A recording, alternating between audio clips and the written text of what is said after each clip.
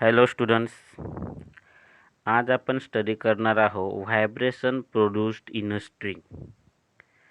स्ट्रिंगमधून जे काय व्हायब्रेशन्स म्हणजे ज्या काय वेव्ज फॉर्म होतात, त्या वेव्ज फॉर्म झाल्याच्या नंतर कोणत्या टाईपच्या हार्मोनिक्स प्रेझेंट असतात, ऑड हार्मोनिक्स असतात, इवन हार्मोनिक असतात की दोन्ही हार्मोनिक्स प्रेझेंट असतात, याबद्दलची स्टडी पूर्ण आपण आजच्या व्हिडिओमध्ये बघणार आहोत.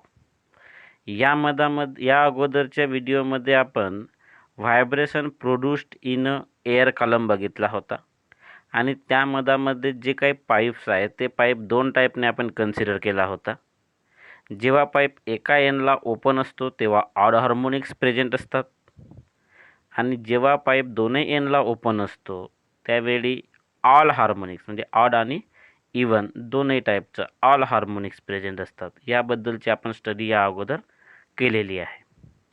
आज आपण vibration produced in a string यामध्ये काय करणार, स्ट्रिंगमध्ये कोणत्या टाईपचं व्हायब्रेशन्स प्रोड्यूस होतील, म्हणजेच याचा अर्थ ऑड हार्मोनिक्स इवन हार्मोनिक्स होणार की काय, याबद्दलची पूर्ण स्टडी आपण इथे करणार आहोत. क्लिअर? ओके. तर मग स्ट्रिंगमधून व्हायब्रेशन प्रोड्यूस करायचं असतील तर आपल्याला काय करावं लागेल, एक स्ट्रिंग कन्सिडर करावं लागेल. म्हणून मी एक स्ट्रेच स्ट्रिंग कन्सिडर करतो. काय करतो? स्ट्रेच स्ट्रिंग कन्सिडर करतो. मग मला सांगा की एक स्ट्रेच स्ट्रिंग कन्सिडर केला तर त्या स्ट्रेच स्ट्रिंगमध्ये आपल्याला एक गोष्ट माहीत आहे की व्हायब्रेशन्स प्रोड्यूस करायचं आहेत, पण व्हायब्रेशनमध्ये काय करतो आपण, स्टेशनरी वेव्ह फॉर्म करतो. मग स्टेशनरी वेव्ह फॉर्म करण्यासाठी मला हे जे स्ट्रिंग स्ट्रेच हवं आहे, म्हणजे स्ट्रेच स्ट्रिंगसाठी मला ह्या स्ट्रिंगला दोन्ही साईडला फिक्स करावं लागेल. दोन्ही साईडला काय करावं लागेल, फिक्स. म्हणून मी ह्या स्ट्रिंगला काय केलं, दोन्ही साईडला फिक्स केलं. तर ही एक स्ट्रिंग घेतलो, एक स्ट्रिंग कन्सिडर केलो ज्या स्ट्रिंगची लेंथ स्मॉल एल आहे. ज्या स्ट्रिंगची लेंथ किती आहे, स्मॉल एल आहे. ज्या स्ट्रिंग स्ट्रेच केल्यामुळे त्यामध्ये काही ना काही टेन्शन येईल. तो टेन्शन आहे कॅपिटल टी. म्हणजे मी काय केलं, small L length of stretch string, capital T string stretch असल्यामुळे त्याच्यामध्ये काय येईल, टेन्शन येईल. आणि स्ट्रिंग आहे म्हणजे सॉलिड मटेरियल आहे. सॉलिड मटेरियल आहे याचा अर्थ त्याला काही ना काही असेल लिनियर डेन्सिटी. त्याला आपण मास पर युनिट लेंथ म्हणतो. तर लिनियर डेन्सिटी आपण कन्सिडर करणार आहोत एम. काय कन्सिडर करणार आहोत, M. M is a linear density, म्हणजेच त्याला आपण मास पर युनिट लेंथ म्हणतो. म्हणजे मास पर युनिट लेंथ म्हणजे काय असते, तर लक्षात ठेवा, कॅपिटल एम म्हणजे मास ऑफ स्ट्रिंग. समजा मास ऑफ स्ट्रिंग 10 kg आहे आणि हे जे काही लेंथ ऑफ स्ट्रिंग आहे, ही लेंथ ऑफ स्ट्रिंग समजा लेंथ ऑफ स्ट्रिंग आपण कन्सिडर करू की लेंथ ऑफ स्ट्रिंग आहे 1 मीटर. लेंथ ऑफ स्ट्रिंग काय कन्सिडर करू आपण, 1 meter. Length of string 1 meter आहे. तर मला सांगा, जो काही याचा मास पर युनिट लेंथ आहे, तो मास पर युनिट लेंथ काय येईल, 10 म्हणजे मास. 10 म्हणजे काय होईल, मास डिवाइड बाय तुमची लेंथ काय आहे 1. तर 10 डिवाइड बाय 1 म्हणजे काय मिळेल, 10. तर हा 10 म्हणजे होईल तुमचा मास पर युनिट लेंथ, किंवा त्यालाच आपण त्याची काय म्हणतो, लिनियर डेन्सिटी.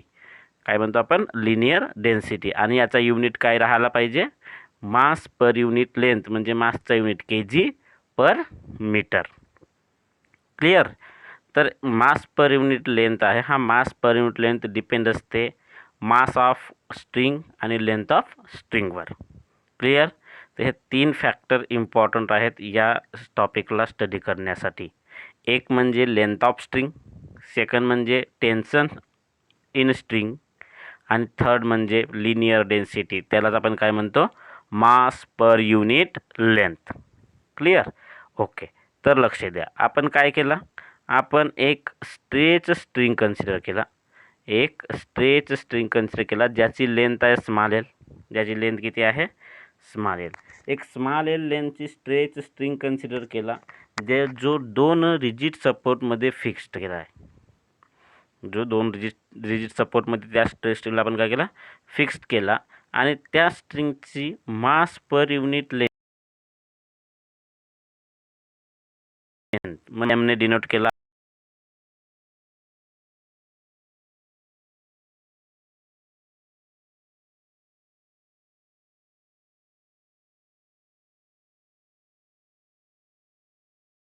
आहे. आता याच्या मधामध्ये काय म्हटलं आपण, एक स्ट्रिंग घेतला होता. हे स्ट्रिंग कशी केली होती, स्ट्रेच स्ट्रिंग होती. ह्या स्ट्रेच स्ट्रिंगला आपण प्लग केला किंवा ट्युनिंग फोर्क, आपण तुम्हाला माहीत आहे ट्युनिंग फोर्कची स्टडी आपण केलेला आहोत. ट्युनिंग फोर्क घेतला. ट्युनिंग फोर्कला आपण रबर पॅडवर हीट केला. रबर पॅडवर हीट केल्यानंतर त्याच्या मधामध्ये काय तयार होत, व्हायब्रेशन्स. पण ह्या स्ट्रिंगच्या जवळ जर घेतला तर ह्या वायरमध्ये किंवा ह्या स्ट्रिंगमध्ये व्हायब्रेशन्स येतील. काय येतील, व्हायब्रेशन्स. आणि ह्या स्ट्रिंगमध्ये व्हायब्रेशन्स येतील आणि हे जे व्हायब्रेशन्स या टाईपने फॉर्म होतील, इथे जाऊन टच होतील.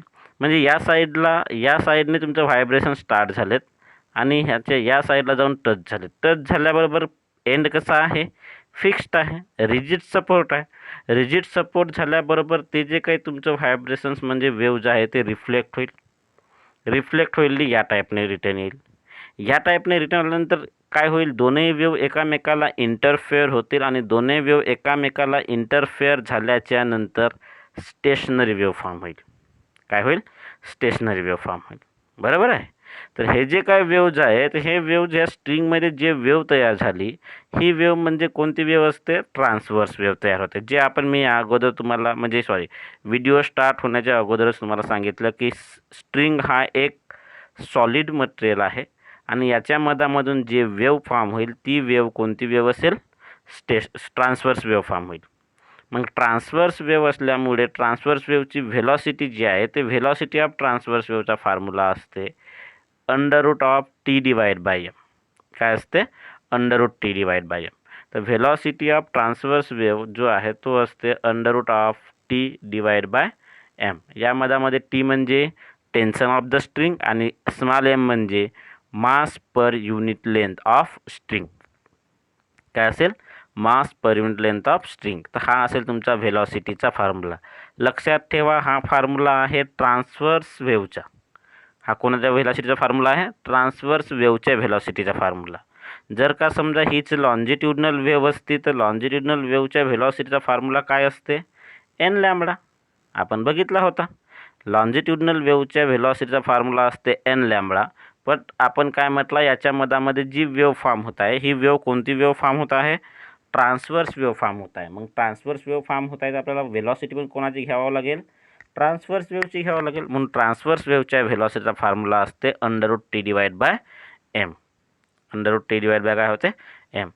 क्लिअर राहील लक्षात. ओके. तर मी काय म्हटलं, एक स्ट्रिंग घेतला, त्या स्ट्रिंगची लेंथ आहे स्मॉल एल. त्या स्ट्रिंगला आपण काय केला, स्ट्रेच केला दोन रिजिड सपोर्टमध्ये. स्ट्रेच केल्यामुळे त्या स्ट्रिंगमध्ये काय येईल, टेन्शन. त्या टेन्शनला आपण डिनोट केला कॅपिटल टी. टेन्शनला काय डिनोट केला, कॅपिटल टी. आणि त्या स्ट्रिंगची मास पर युनिट लेंथ म्हणजे स्मॉल एम घेतला. क्लिअर. तो जो काही स्ट्रिंग आहे त्या स्ट्रिंगला प्लग केला किंवा त्या स्ट्रिंगच्या जवळ जर आपण व्हायब्रेटिंग ट्युनिंग फोर्क जर नेला तर त्याच्या मधामध्ये सुद्धा व्हायब्रेशन्स तयार होतील. कोणामध्ये, स्ट्रिंगमध्ये. आणि ते जे काही व्हायब्रेशन्स आहेत ते व्हायब्रेशन्स म्हणजेच कोणती वेव्ह फॉर्म होईल, व्हायब्रेशन्स तयार होतील म्हणजे वेव्ह फॉर्म होईल. आणि ती जे काही वेव्ह आहे ती वेव्ह कोणती वेव्ह असेल, ती वेव्ह आहे ट्रान्सवर्स वेव्ह फॉर्म होईल. कोणती वेव्ह फॉर्म होते, ट्रान्सवर्स वेव्ह. ती जे ट्रान्सवर्स वेव्ह आहे त्या ट्रान्सवर्स वेव्हचा व्हेलॉसिटीचा फॉर्म्युला कोणता असते v √T/m. हा जो फॉर्म्युला हा 11th आहे.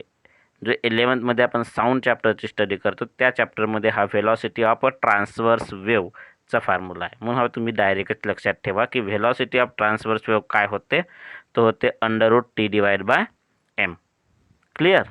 ती जे काय वेव्ह आहे ती वेव्ह प्रोड्यूस झाल्याच्या नंतर ती वेव्ह समोर ट्रॅव्हल होईल. ट्रॅव्हल झाल्याच्या नंतर जो काय फिक्स सपोर्ट आहे ह्या फिक्स सपोर्टला ती काय झाली, टच झाली म्हणजे स्ट्राईक झाली. स्ट्राईक झाल्याबरोबर ती वेव्ह काय होईल, रिफ्लेक्ट. मग आपल्याला माहीत आहे की जेव्हा वेव्ह जेव्हा वेव्ह क्रेस्ट इन्सिडेंट होत असेल तर त्याला रिफ्लेक्शन काय येते, ट्रफ येते. किंवा जर डेन्सर मीडियम जर असेल तर डेन्सर मीडियममध्ये क्रेस्ट गेली तर काय निघते, ट्रफ होऊन बाहेर निघते. यामध्ये सुद्धा काय झालं, तेच झालं. हा जो मीडियम आहे ज्या ठिकाणी तुमची स्ट्रिंग फिक्स्ड आहे तो मीडियम कसा आहे, डेन्सर मीडियम आहे.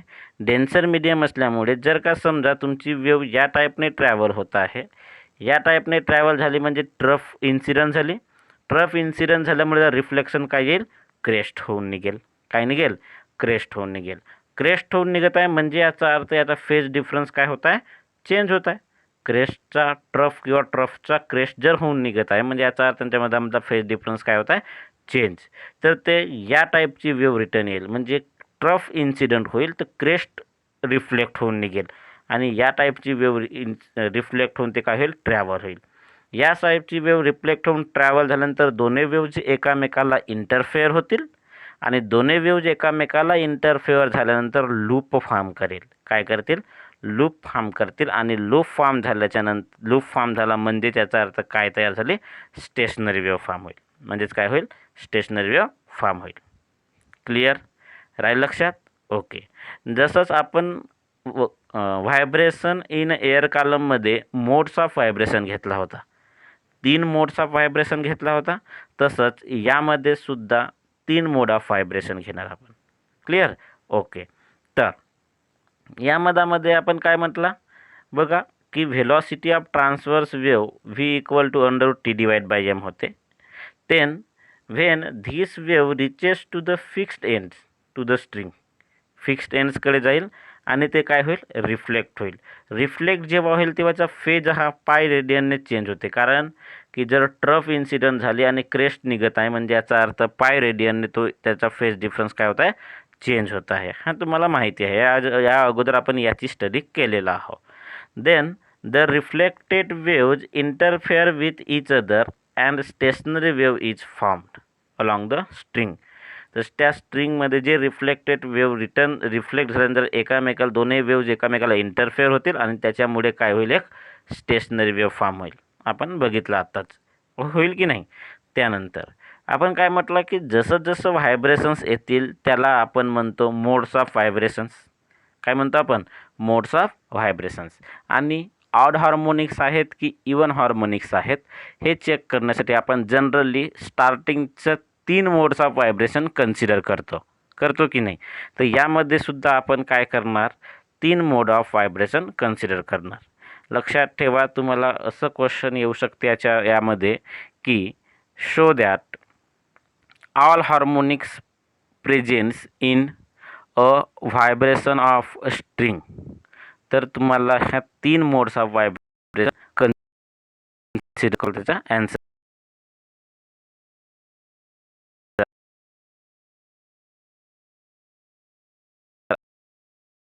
आणि येईल त्या टॉपिकवर तुम्हाला एक 100% म्हणजे 100% नाही पण मॅक्झिमम टाईम एक क्वेश्चन येईल 3 मार्क्ससाठी. क्लिअर. ओके. तर आपण जनरली किती मोड्स ऑफ व्हायब्रेशन घेतो, 3 मोड्स ऑफ व्हायब्रेशन कन्सिडर करतो. त्यामध्ये फर्स्ट मोड ऑफ व्हायब्रेशन हा फंडामेंटल मोड असतो की नाही.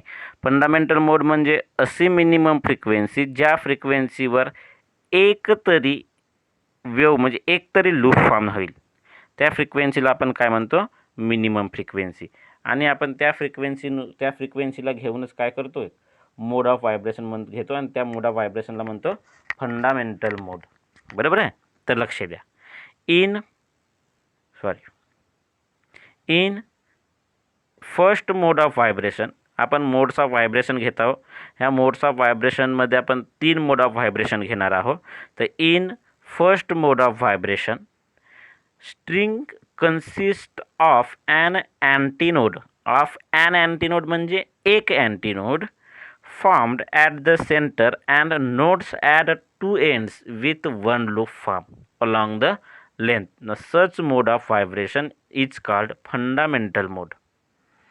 काय म्हटलं आपण, एक स्ट्रिंग होता, ह्या स्ट्रिंगला ज्या मिनिमम फ्रिक्वेन्सीने व्हायब्रेट केला त्या फ्रिक्वेन्सीवर काय होईल, एक मोड ऑफ व्हायब्रेशन तयार होईल.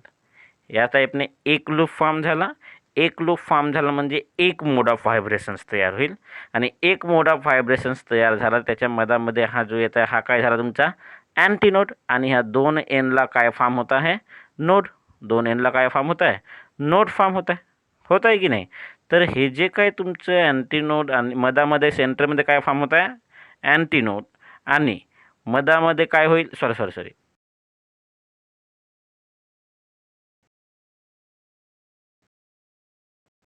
एक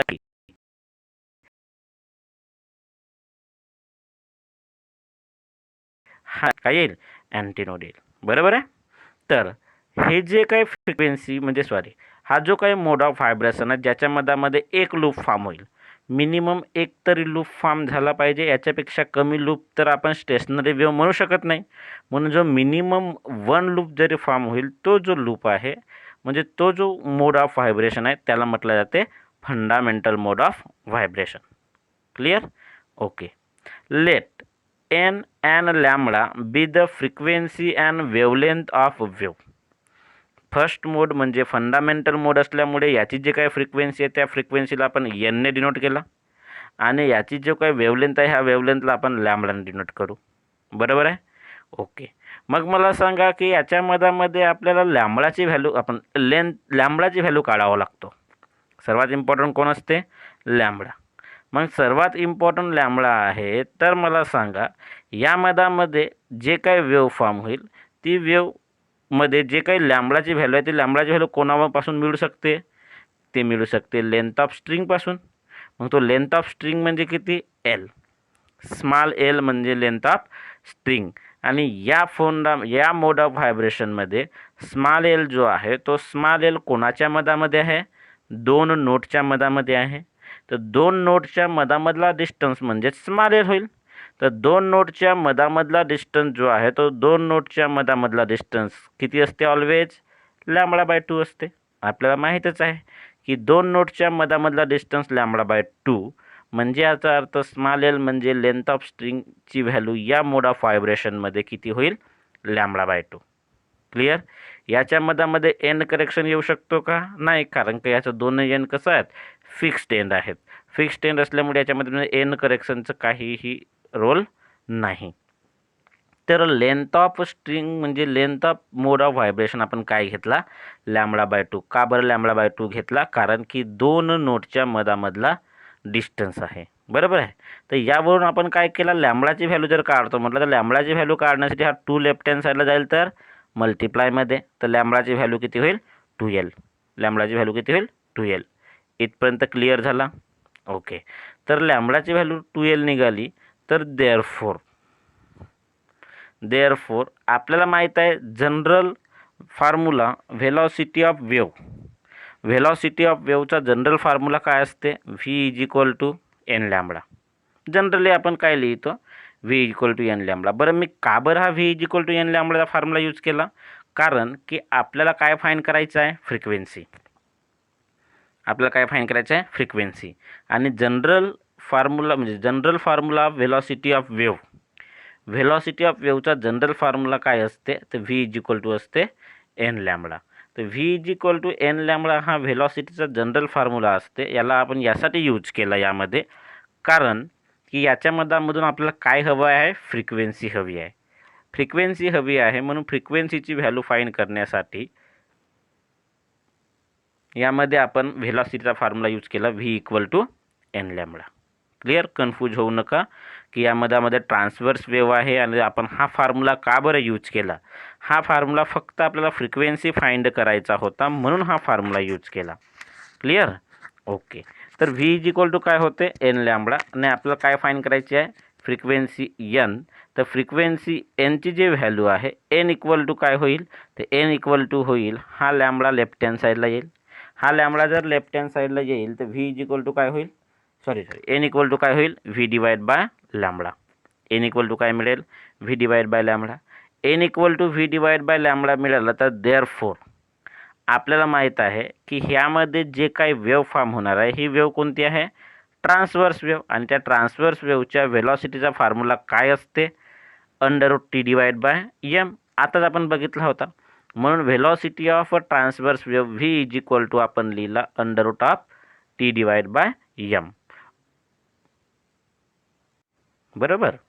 तर व्हेलॉसिटी ऑफ ट्रान्सव्हर्स वेव्हचा formula √t divide by m आणि डिवाइडमध्ये कोण आहे? लॅम्बडा. लॅम्बडाची व्हॅल्यू काय आहे? आपण आताच फाईंड केला होता. लॅम्बडा इक्वल टू काय केला होता? 2l. म्हणून ह्या लॅम्बडाच्या ठिकाणी आपण काय लिहिलं? 2l लिहिलं. काय लिहिलं? 2l. तर ह्या ठिकाणी आपण 2l पुट केला तर याला आपण थोडा सिम्प्लिफाईड करून जर लिहितो म्हटला तर पण याला आपण असं लिहू शकतो.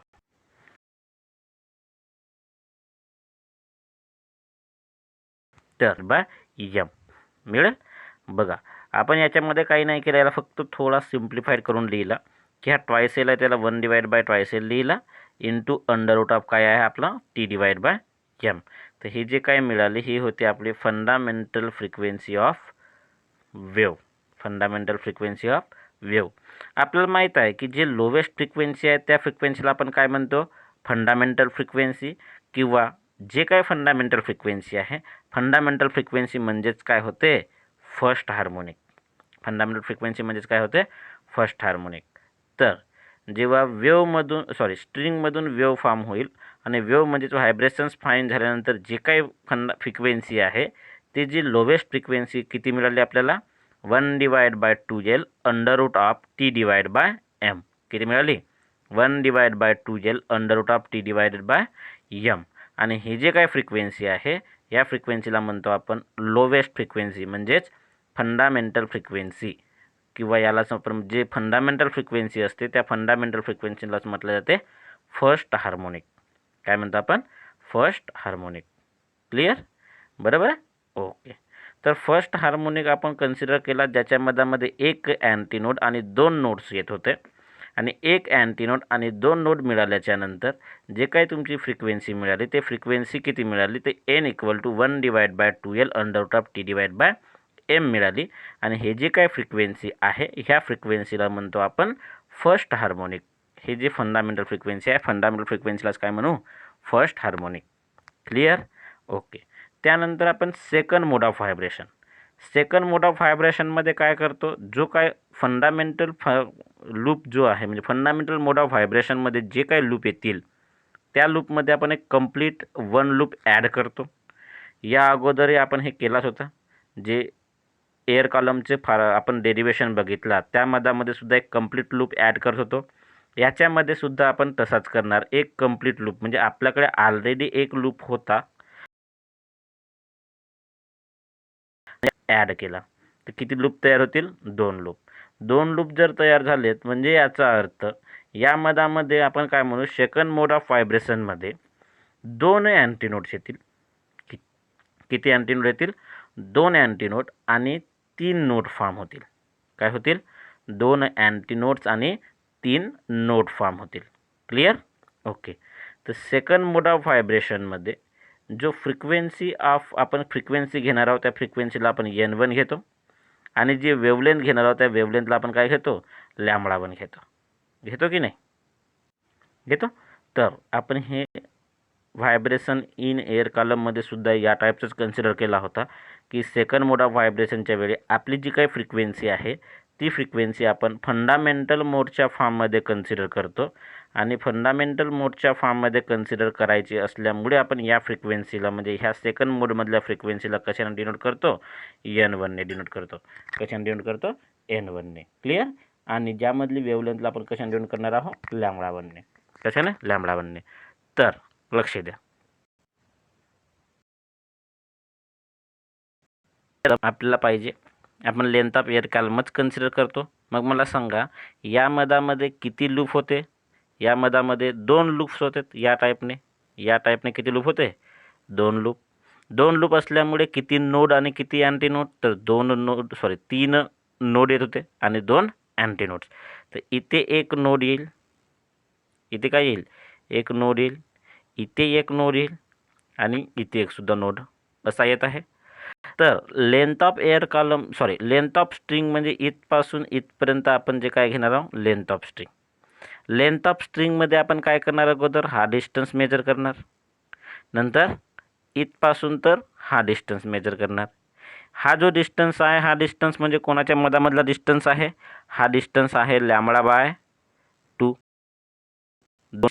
आणि हा सुद्धा जो डिस्टन्स आहे हा सुद्धा डिस्टन्स कोणाच्या मधामधला आहे हा सुद्धा डिस्टन्स 2 नोडच्या मधामधला आहे. हा डिस्टन्स सुद्धा काय होईल λ/2 होईल. बरोबर.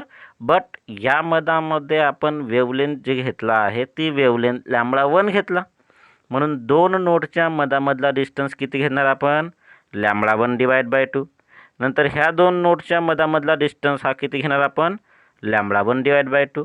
आणि ह्या दोनही डिस्टन्सची आपण काय करणार ॲडिशन. दोन्ही डिस्टन्सचे काय करणार ॲडिशन. दोनही डिस्टन्सची ॲडिशन केला तर आपल्याला काय मिळेल, length of string second mode of व्हायब्रेशनची. बरोबर. मग ही जे काही लेंथ ऑफ स्ट्रिंग मिळाली तर याच्या मधामध्ये बघा दोघांचं डिनॉमिनेटर सेम 2, न्यूमरेटरची डायरेक्ट ॲडिशन होईल.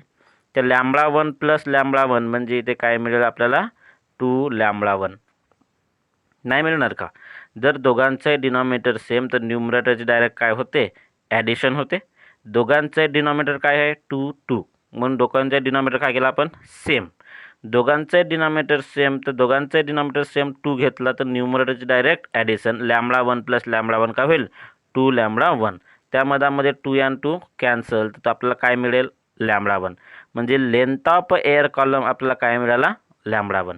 म्हणजेच याचा अर्थ λ1 जे आहे ते λ1ची व्हॅल्यू किती मिळाली L. λ1ची व्हॅल्यू किती मिळाली L. λ1ची व्हॅल्यू L मिळाली तर आपल्याला माहिती आहे की V इज इक्वल टू काय होते,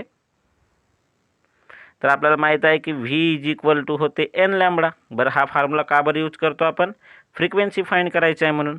तर V is equal to n λ. पण याच्या मधामध्ये आपण n कोणता घेतला first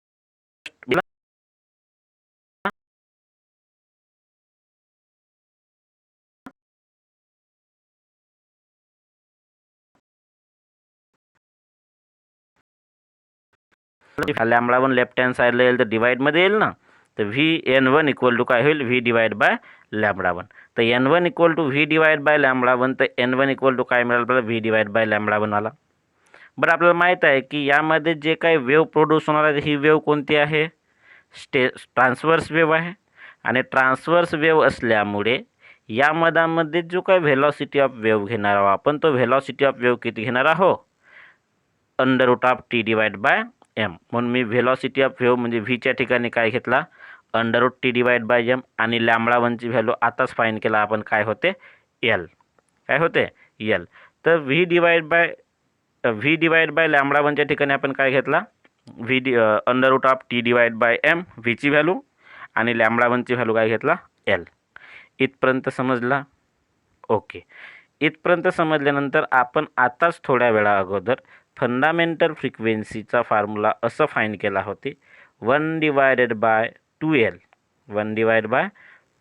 into √T divided bye m केला होते. मग मला सांगा की ह्या फ्रिक्वेन्सीला जर आपल्याला फंडामेंटल फ्रिक्वेन्सीच्या फॉर्ममध्ये लिहायचं असेल तर आपण या फ्रिक्वेन्सीला म्हणजे √T डिवाइड बाय m हे जे फ्रिक्वेन्सी आहे ह्या फ्रिक्वेन्सीला √T divide by m divide by L ला कसं लिहू शकतो, तर याला लिहू शकतो आपण 1 divided by L multiplied by √T divided bye m असं लिहू शकतो. आता याला जर असं लिहिलं आपण आपल्याला फंडामेंटल फ्रिक्वेन्सीच्या फॉर्ममध्ये लिहायचं जर असेल तर ह्या फॉर्म्युल्यामध्ये बघा या फॉर्म्युल्यामध्ये आपलं काय कमी आहे, या फॉर्म्युल्यामध्ये बघा तर कमी आहे त्याला बघा मी इथे लिहित आहो 1 divided by T divided bye m. यामध्ये फक्त ह्या डिवाइडमध्ये L सोबत काय पाहिजे 2 ही कमी आहे. L सोबत 2 पाहिजे होता. जेव्हा हा फॉर्म्युला असा जर असता तर हा फंडामेंटल फ्रिक्वेन्सीच्या फॉर्ममध्ये झाला असता. पण याच्या मधामध्ये 1 डिवाइड बाय L आहे, 1 डिवाइड बाय 2L आहे का नाही. म्हणून मी याला करण्यासाठी इथे जर 2 लिहिला. अरे मी जर डिवाइडमध्ये 2 लिहिला तर ह्या 2ला कॅन्सल करण्यासाठी मला मल्टिप्लायमध्ये काय लिहावं लागेल 2 लिहावं लागेल की नाही. म्हणून मी हे जे काही फ्रिक्वेन्सीचा फॉर्म्युला जो आपल्याला मिळाला या फॉर्म्युल्याला मी काय लिहिला √T divide by m divide by L होता. तर याला लिहिते वेळी कसं लिहिला 2 multiplied by 1 divide by 2L √T divide by m. 2 या 2ला जर कॅन्सल जर केला तर याच्या मधामध्ये काय मिळेल आपल्याला 1 divide bye L √T divide by m म्हणजेच √T divide by m divide by L मिळेल. ओके. बट आता जो काही फॉर्म्युला आपण तयार केला हा फॉर्म्युला फक्त फंडामेंटल फ्रिक्वेन्सीच्या फॉर्ममध्ये मिळण्यासाठी आपण तयार केला. याला कसं लिहिलं आपण 2 into 1 divide by 2L into √T divide by m. आणि हा जो फॉर्म्युला आहे 1 divide by 2L into √T divide by m हा तर फंडामेंटल फ्रिक्वेन्सीचा फॉर्म्युला होते कशा फॉर्म्युला होते? फंडामेंटल फ्रिक्वेन्सीचा. म्हणून n1 इक्वल टू काय मिळाला आपल्याला? हा 2 इंटू ही जी व्हॅल्यू आहे कशाची आहे? एनची. म्हणून काय मिळाला? 2n. काय मिळाला? 2n. तर हे जे काही फ्रिक्वेन्सी आहे मोड ऑफ व्हायब्रेशन ही कशी येत आहे? ट्वाईस म्हणजे डबल येत आहे कोणाच्या? फंडामेंटल फ्रिक्वेन्सीच्या. येत आहे. तर ही जी व्हॅल्यू आहे ही फंडामेंटल फ्रिक्वेन्सीच्या डबल येत आहे. म्हणून याला म्हटलं जाते सेकंड हार्मोनिक. आणि फर्स्ट हार्मोनिकमध्ये आपण फक्त एन आला होता फंडामेंटल फ्रिक्वेन्सी. ही व्हॅल्यू फंडामेंटल फ्रिक्वेन्सीच्या मल्टिप्लाइड बाय 2 येत आहे. म्हणून याला आपण डायरेक्ट काय म्हणू शकतो? Second harmonic. आणि आपल्याला माहीत आहे की फंडामेंटल फ्रिक्वेन्सीच्या हायर फ्रिक्वेन्सी म्हणजे मोठी जी फ्रिक्वेन्सी असेल त्याला म्हटलं जाते फर्स्ट ओव्हरटोन. काय म्हणतो आपण? फर्स्ट ओव्हरटोन. म्हणजे फंडामेंटल फ्रिक्वेन्सीची हायेस्ट फ्रिक्वेन्सीला आपण फर्स्ट ओव्हरटोन म्हणतो. तर हा जो काय मिळाला आपल्याला n1 इक्वल टू 2n म्हणजे होईल सेकंड हार्मोनिक. आणि याला काय म्हणणार आपण? फर्स्ट ओव्हरटोन. क्लिअर? तर हा होईल तुमचा सेकंड हार्मोनिक किंवा यालाच आपण म्हणू फर्स्ट ओव्हरटोन. राहिलं लक्षात? त्यानंतर आपण घेणार third mode of vibration. Third mode of vibration घेतला तर थर्ड मोड ऑफ व्हायब्रेशनमध्ये आणखी एक लूप ॲड करणार. आणखी एक लूप ॲड केला तर फर्स्ट मोड ऑफ व्हायब्रेशनमध्ये एक कंप्लीट लूप येत होता. सेकंड मोड ऑफ व्हायब्रेशनमध्ये 2 कंप्लीट लूप येत होतं. थर्ड मोड ऑफ व्हायब्रेशनमध्ये 3 कंप्लीट लूप. 3 कंप्लीट लूप जर येत असतील म्हणजे याचा अर्थ याच्या मधामध्ये किती अँटीनोड्स येत आहेत? 3 अँटीनोड्स. किती अँटीनोड? 3 अँटीनोड आणि 4 नोड येत आहेत. 4 नोड आणि 3 अँटीनोड्स. सो देअरफॉर 4 नोड आणि 3 अँटीनोड येत आहेत. तर आपण याच्यामध्ये काय केला होता? थर्ड मोड ऑफ व्हायब्रेशन आहे. तर याची जर फ्रिक्वेन्सी काढायची त्या फ्रिक्वेन्सीला आपण n2. याची जे वेवलेंथ आहे याला आपण कशाने डिनोट करू? λ2 ने. अरे असंच करतो. याची जी फर्स्ट मोड ऑफ व्हायब्रेशनची फ्रिक्वेन्सी म्हणजे फंडामेंटल फ्रिक्वेन्सी ज्याला n ने डिनोट केलं. सेकंड मोड ऑफ व्हायब्रेशनची फ्रिक्वेन्सीला आपण n1 ने डिनोट केलं. थर्ड मोड ऑफ व्हायब्रेशनच्या फ्रिक्वेन्सीला आपण कशाने डिनोट करणार आहोत? n2 ने डिनोट करतो. वेवलेंथला कशाने डिनोट करतो? λ2 ने डिनोट करतो. तर आपण सर्वात फर्स्ट काय फाइंड करतो? Length of string. Length of string जर फाइंड करतो म्हटलं तर याच्यामध्ये बघा 3 लूप फॉर्म होत आहेत. काय होत आहेत? 3 लूप फॉर्म होत आहेत. तर हा जो डिस्टन्स आहे हा डिस्टन्स एक डिस्टन्स होईल. हा जो डिस्टन्स आहे हा डिस्टन्स कोणाच्या मधामधला डिस्टन्स आहे? हा डिस्टन्स 2 नोडच्या मधामधला डिस्टन्स आहे. बरोबर आहे? 2 नोडच्या मधामधला डिस्टन्स आहे. तर 2 नोडच्या मधामधला डिस्टन्स किती होईल? λ/2 होईल. किती होईल? λ/2. बट या मधामध्ये लॅम्बडाला आपण काय लिहिला? λ2 लिहिला. म्हणून इथे मी काय लिहिलो? 2 नोडच्या मधामधला डिस्टन्स λ2 डिवाइड बाय 2. नंतर ह्या 2 नोडच्या मधामधला डिस्टन्स घ्यावा लागेल. ह्या 2 नोडच्या मधामधला डिस्टन्स λ2 डिवाइड बाय 2.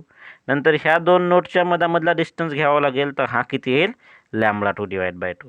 तर हा तीनही याच्या मधामधला डिस्टन्स λ2 डिवाइड बाय 2, याच्या मधामधला डिस्टन्स λ2 डिवाइड बाय 2. हा जो तीनही डिस्टन्स आहे ह्या तीनही डिस्टन्सला आपण काय करणार? ॲड केला तर काय मिळेल आपल्याला? लेंथ ऑफ स्ट्रिंग मिळेल. मग लेंथ ऑफ स्ट्रिंग काढण्यासाठी मी काय केला? तीनही डिस्टन्सला ॲड केला. तीनही डिस्टन्सला ॲड केला तर आपल्याला स्मॉल एल इक्वल टू काय मिळेल? तिघांचाही डिनॉमिनेटर सेम. तिघांचाही डिनॉमिनेटर सेम 2. तर न्यूमरेटरची डायरेक्ट ॲडिशन. λ2 प्लस λ2 प्लस λ2 म्हणजे 3 टाइम्स ऑफ λ2 आहे. तर इथे काय येईल? 3 टाइम्स ऑफ λ2. काय येईल? 3 टाइम्स ऑफ λ2. बट आपण तर एलची व्हॅल्यू काढला. आपल्याला λ2ची व्हॅल्यू हवी आहे. मग λ2ची व्हॅल्यू हवी आहे तर आपण काय करतो? λ2 जर फाइंड करायचा आहे तर λ2 इज इक्वल टू हा जो डिवाइडमधला 2 आहे हा इकडे घेऊन जातो की नाही? डिवाइडमधला 2 या साईडला घेऊन जातो आणि न्यूमरेटरमधला 3 या साईडला येऊन. जर डिवाइडमधला 2 जर या साईडला नेला तर याच्या मधामध्ये आपल्याला काय मिळेल? 2 वर जाईल. तर 2चा ह्या एल सोबत मल्टिप्लाय होईल. तर हा काय होईल? 2 इंटू एल होईल. काय होईल? 2 इंटू एल. आणि हा न्यूमरेटरमधला जो काही 3 आहे हा लेफ्ट हँड साईडला येईल. हा लेफ्ट हँड साईडला येईल तर कुठे जाईल? डिवाइडमध्ये जाईल. तर 2 इंटू एल डिवाइड बाय 3. तर λ2ची जे व्हॅल्यू आहे ते λ2ची व्हॅल्यू काय मिळेल? 2l divide by 3. तर आपल्याला λ2ची व्हॅल्यू जी आहे ते λ2ची व्हॅल्यू मिळाली 2l डिवाइडेड बाय 3. क्लिअर? तर λ2ची व्हॅल्यू काय मिळाली आपल्याला? 2l divide by 3. राहील लक्षात? मग आपल्याला माहीतच आहे की v इज इक्वल टू आपण काय कन्सिडर करतो? n lambda velocity of wave. का बरं हाच कन्सिडर करतो? आपल्याला फ्रिक्वेन्सी फाईंड करायचं आहे म्हणून. मग मला सांगा या फॉर्म्युल्यावरून एनची व्हॅल्यू काय होईल? तर एनची व्हॅल्यू होईल व्ही डिवायडेड बाय लॅम्बडा. काय होईल? V divide by lambda. या मधामध्ये एन आपण काय घेतला? N2 घेतला आणि लॅम्बडासुद्धा काय घेतला आपण? लॅम्बडा 2. तर आपल्याला काय मिळाले? N2 is equal to V divided by lambda 2. काय मिळाला? N2 is equal to V divide by lambda 2. N2 is equal to V divide by lambda 2 मिळाला. पण आपण व्हेलॉसिटी कोणाची घेतो? ट्रान्सवर्स वेव्हची. तर ट्रान्सवर्स वेव्हच्या व्हेलॉसिटीचा फॉर्म्युला काय असते? √T divided by M.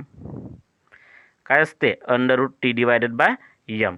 √T divide by M म्हणजे व्हेलॉसिटी ऑफ ट्रान्सवर्स वेव्ह आणि डिवाइडमध्ये काय आहे? लॅम्बडा 2. तर लॅम्बडा 2ची व्हॅल्यू आपण काय घेतला? जे आत्ताच फाईंड केला होता आपण 2L डिवायडेड बाय 3. ते ह्या लॅम्बडा 2च्या ठिकाणी काय पुट केला आपण? 2L divided by 3. क्लिअर? तर ह्या लॅम्बडा 2च्या ठिकाणी 2L डिवाइड बाय 3 केला तर हा जो डिवाइडमधला 3 आहे हा डिवाइडमधला 3 कुठे जाईल? वर जाईल. डिवाइडमधला जो 3 आहे हा डिवाइडमधला 3 कुठे जाईल? वर जाईल. हा डिवाइडमधला 3 जेव्हा वर जाईल तर मल्टिप्लायमध्ये जाईल. म्हणजे त्याचा अर्थ याला सिम्प्लिफाय केल्यानंतर हा जो इक्वेशन हा काय बनेल? 3 into √T divide by M आणि डिवाइडमध्ये काय राहील? 2L. काय बनेल? 3 into √T divide by M divide by 2L. तर यालाच जर आपण लिहितो म्हटलं तर असंही लिहू शकतो की 3 multiplied by 1/2L into √T divide by M लिहू शकतो. तर N2 इज इक्वल टू काय होईल? 3 into 1 divide by 2/L into √T by M. So therefore 3 आपण ॲज इट इज लिहिला. 3 लिहिल्यानंतर 1 divide by 2L into √T divide by M. हा तर फॉर्म्युला फंडामेंटल फ्रिक्वेन्सी ऑफ वेव्हचा असतो. हा फॉर्म्युला फंडामेंटल फ्रिक्वेन्सीचा आहे. म्हणजे 1 divide by 2L √T divide by एमच्या ठिकाणी आपण काय लिहू शकतो? म्हणजेच आपल्याला काय मिळेल? N2 इज इक्वल टू काय मिळेल? 3N. N2 इक्वल टू काय मिळेल? 3N. क्लिअर? राहील लक्षात? तर हा जो काय होता हा होती frequency of third mode of vibration. आणि ही थर्ड मोड ऑफ व्हायब्रेशनची फ्रिक्वेन्सी किती आहे? येत आहे 3N. किती येत आहे? 3N. तर 3N third mode of vibration येत आहे. तर 3N जे काय आहे 3N म्हणजेच काय होईल? Third harmonic. स्मॉल n म्हणजे fundamental mode first harmonic. Second mode of व्हायब्रेशनमध्ये काय आला होता? 2N. 2N म्हणजे सेकंड हार्मोनिक आणि इथे काय येईल? 3N. 3N म्हणजे थर्ड हार्मोनिक. आणि यालाच आपण म्हणणार सेकंड ओव्हरटोन. यालाच काय म्हणू शकतो आपण? सेकंड ओव्हरटोन. राहील लक्षात? तर ही जी काही व्हॅल्यू मिळाली ही होते तुमची सेकंड ओव्हरटोन. काय होते? सेकंड ओव्हरटोन किंवा थर्ड हार्मोनिक. तर इक्वेशन नंबर 1 मध्ये आपण फंडामेंटल फ्रिक्वेन्सी फाईंड केला N. Second equation number second म्हणजेच आपण काय फाईंड केला? 2N. सेकंड मोड ऑफ व्हायब्रेशनचे फ्रिक्वेन्सीचा फॉर्म्युला काय फाईंड केला? 2N. थर्ड मोडमध्ये काय फाईंड केला? 3N. तर एकामध्ये फर्स्ट N म्हणजे फंडामेंटल फ्रिक्वेन्सी, नंतर 2N, नंतर 3N. म्हणजे याचा अर्थ ह्या Nच्या समोर काय आहे? इथे 1 आहे. तर जे काय तुम्हाला हार्मोनिक्स मिळालं ह्या पहिल्या वेळी काय कोणता हार्मोनिक मिळाला? First harmonic. Second mode of व्हायब्रेशनमध्ये सेकंड हार्मोनिक.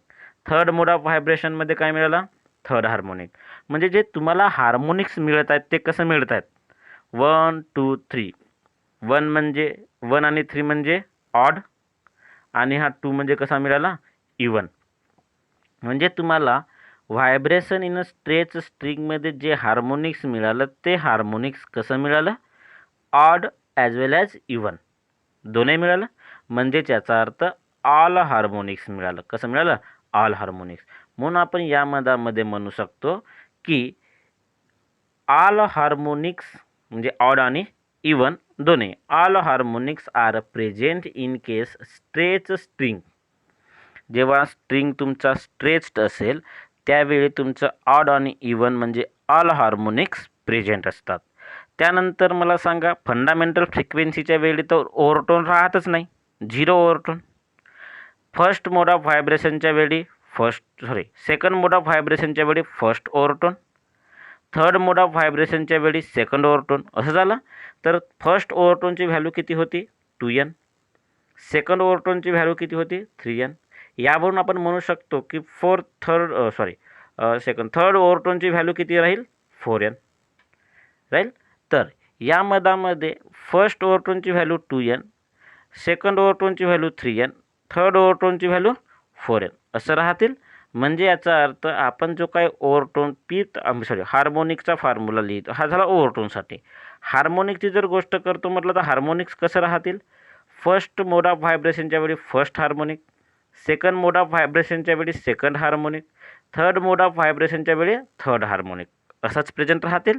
तर आपण पी टाइम्स ऑफ हार्मोनिक्स जो आहे त्या पी टाइम्स ऑफ हार्मोनिक्सचा फॉर्म्युला लिहू शकतो N P equal to P N. काय लिहू शकतो, N P equal to P N. आणि ज्या मधामध्ये पीची व्हॅल्यू 1 2 3 4 आपण ठेवू शकतो. क्लिअर राहील लक्षात. तर व्हायब्रेशन इन अ स्ट्रिंग या मधामध्ये आपण एक गोष्ट स्टडी केला की याच्या मधामध्ये ऑल हार्मोनिक्स प्रेझेंट असतात. काय असतात, ऑल म्हणजे ऑड ॲज वेल ॲज इवन हार्मोनिक्स प्रेझेंट असतात. राहील लक्षात. तर या व्हिडिओमध्ये आपण इथपर्यंतच बघू. याच्यानंतर एक इम्पॉर्टंट टॉपिक आहे लॉज ऑफ व्हायब्रेटिंग स्ट्रिंग. खूप इजी टॉपिक आहे, जो आता आपण स्टडी केला होता फंडामेंटल फ्रिक्वेन्सी त्याच्यावरच हा टॉपिक डिपेंड आहे. बट 3 मार्कासाठी इम्पॉर्टंट टॉपिक आहे जो आपण नेक्स्ट व्हिडिओमध्ये घेणार आहोत. ओके. तर या व्हिडिओमध्ये इथपर्यंतच, बाकी आपण नेक्स्ट व्हिडिओमध्ये बघू. थँक्यू.